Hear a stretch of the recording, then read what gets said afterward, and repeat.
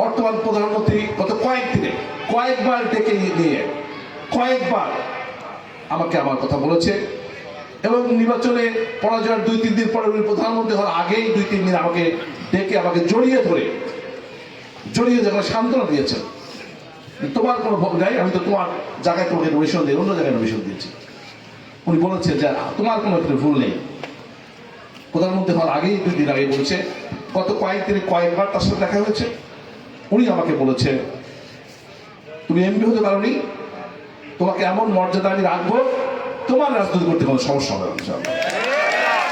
সুতরাং ভাইরা, চিন্তার কোনো কারণ নেই। তবে আপনাদের বলবো, অবশ্যই যে কোনো মূল্যে আগামী যে বিএনপির বিরুদ্ধে সবসময় ষড়যন্ত্র হয়, আগামী তো বিএনপি ক্ষমতা থাকলেও আমাদের বিরুদ্ধে ষড়যন্ত্র হবে, তাই না? এই ষড়যন্ত্র ঐক্যবদ্ধ হয়ে মোকাবেলা করার জন্য দলকে ঐক্যবদ্ধ করতে হবে।